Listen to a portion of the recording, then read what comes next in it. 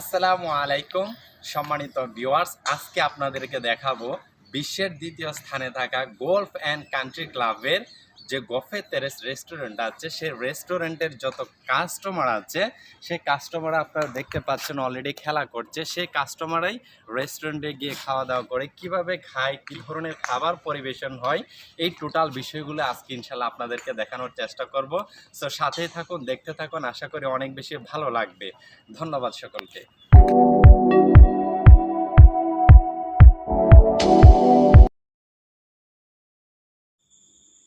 প্রিয় viewers, welcome to back. চলে আসলাম বিশ্বের দ্বিতীয় স্থানে থাকা Malaysia and golf country club. এখানটায় দেখতে পাচ্ছেন যারা এই গল্ফ গেম শিখতে আসে, শুরু থেকে এই প্ল্যাটফর্ম থেকেই তারা অনবরত বল কিন্তু ছুটতে থাকে হাত রানিং করার জন্য। এখান থেকে শেখার মধ্য দিয়েই তারা মাঠে গিয়ে খেলাধুলা করে থাকেন। খেলা শেষে গফে তেরেস রেস্টুরেন্টে গিয়েই খাওয়া দাওয়া করেন। তো চলুন দেখা যাক কী ধরনের খাবার তারা খেয়ে থাকেন। সো দেখতে পাচ্ছেন এটি হচ্ছে গফে তেরেস রেস্টুরেন্ট, যেখানে কিছু আপুরা খাবার তৈরি করছেন। সো খাবার আইটেমগুলো দেখলে অনেক বেশি ভালো লাগবে আপনাদের। এখানটায় দেখতে পাচ্ছেন গেস্টরা কম্পিউটারের মাধ্যমে অর্ডার করার পরে এখানে রিসিপ্ট চলে আসে। রিসিপ্ট দেখে বাবুর্চিরা খাবারগুলো তৈরি করে দেন, এবং যারা সার্ভিস সেক্টরে কাজ করেন তারা এই স্লিপগুলো দেখে দেখে প্রত্যেকটা গেস্টের সামনে খাবারগুলো পৌঁছে থাকেন। সো দেখতে পাচ্ছেন স্লিপ দেখে দেখে খাবারগুলো তারা টেবিলে দিয়ে আসেন। এখানটায় দেখতে পাচ্ছেন রয়েছে অনেক প্রকার খাবার। সিঙ্গাপুর ফ্রাইড বিহুন, এটা হচ্ছে রুটি তেল্লো, এটা হচ্ছে ব্যানানা প্যানকেক, এটাও রুটি তেল্লো, এটা হচ্ছে তোষে। সো অসাধারণ খাবারের আইটেম কিন্তু এই গফে তেরেস রেস্টুরেন্টে তৈরি হয়ে থাকেন। এটি হচ্ছে সেই গফে তেরেস রেস্টুরেন্টের ভিতরের এরিয়া। সো এখানটায় দেখতে পাচ্ছেন অনেক ধরনের সেফ কিন্তু অনেক প্রকার খাবার তৈরি করছেন। তো এই যে একজন ভাই, উনি মেবি বাংলাদেশি, এই সেফ এক ধরনের পিঠা তৈরি করছে, যে পিঠাগুলো ময়দা দিয়ে, চিনি দিয়ে, নারিকেল দিয়ে এবং ভুট্টা দিয়ে, ঘি দিয়ে তৈরি হয়। সত্যি খুব অসাধারণ এই পিঠাগুলো। সো সাথেই থাকুন, দেখতে থাকুন। আশা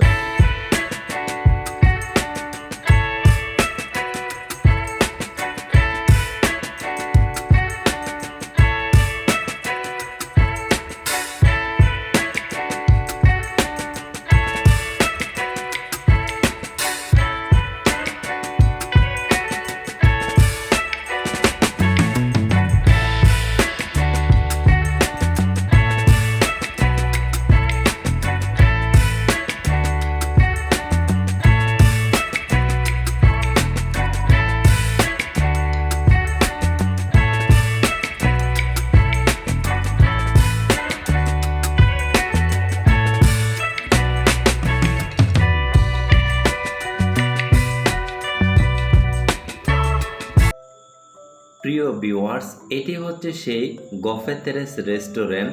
এতক্ষণ ভিতরে দেখিয়েছি, এখন বাহির থেকে দেখাচ্ছি। দেখেন কত সুন্দর ডিজাইন করে তৈরি করেছে। সো তার পাশেই রয়েছে গল্ফ মাঠ, যেটা বিশাল আকারে একটা মাঠ। সারা বিশ্বের দ্বিতীয় স্থানে থাকা এই গল্ফ মাঠে অসংখ্য গেস্ট খেলা করছে, আপনারা দেখতেই পাচ্ছেন। সো এই মাঠে যখন টুর্নামেন্ট চলে, কোটি কোটি টাকার বাজে কিন্তু এখানে খেলা হয়। দেখতে পাচ্ছেন BMW driving luxury. So BMW গাড়িও কিন্তু যারা উইনার হয়ে থাকেন তাদেরকে দেওয়া হয়। সো এবার চলেন মাঠে একটু ঘুরে দেখাই কিভাবে গেস্ট খেলাধুলা করে থাকেন। সো অসংখ্য গেস্ট কিন্তু প্রতিদিন এখানে খেলতে আসেন। বিশ্বের অনেকগুলো কান্ট্রি থেকে, কানাডা, অস্ট্রেলিয়া, লন্ডন থেকে, আমেরিকা থেকে মানুষ এখানে খেলতে আসেন। ইয়া বস, saya membuat video bos. Tengok Bangladesh orang. So viewers, এই মাঠের একটা সাইড আজকে আপনাদেরকে ঘুরে দেখানোর চেষ্টা করছি। এই বড় মাঠটিতে এই ধরনের ছোট ছোট গাড়ি নিয়ে কিন্তু গেস্ট খেলাধুলা করে থাকেন। সো মাঠের অসাধারণ একটা সৌন্দর্য কিন্তু রয়েছে। আপনারা দেখতেই পাচ্ছেন কত সুন্দর সবুজ ঘেরা একটি মাঠ, মাঝখানে একটি খালও রয়েছে, যে খালগুলোতেও অসংখ্য মাছ পাওয়া যায়। সো এই মাঠে অসংখ্য বাহিরের কান্ট্রি থেকে আসা গেস্ট কিন্তু খেলাধুলা করছেন। সো এই গেস্টগুলো এই খেলার পিছনে কোটি কোটি মিলিয়ন বিলিয়ন টাকা খরচ করে থাকেন। কোম্পানির 200 উপরে গাড়ি রয়েছে, এখানেই এই ছোট গাড়িগুলো পার্কিং করে থাকেন। সো আমি যেটা বলছিলাম, এই গফেতেরেস রেস্টুরেন্টে যখন গেস্টগুলো খাওয়া দাওয়া করতে আসেন, তখন আমি শুনে থাকি মিলিয়ন বিলিয়ন ছাড়া ওদের মুখে কোনো কথাই নেই।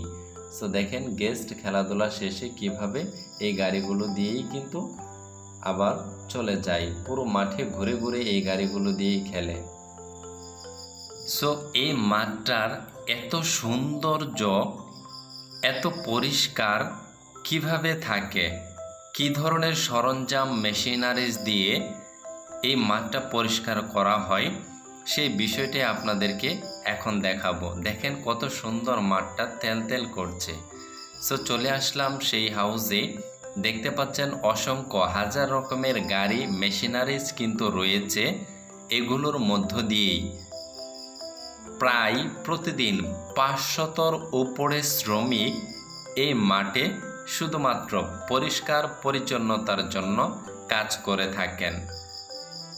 সো এই মাঠে নিজস্ব একটা পাম্প রয়েছে, শুধু এই পরিষ্কার পরিচ্ছন্নতা করার জন্য যে গাড়িগুলো ব্যবহার করা হয়, এই গাড়িগুলোতে ডিজেল ভরার জন্য এই পাম্পটা ব্যবহার করা হয়।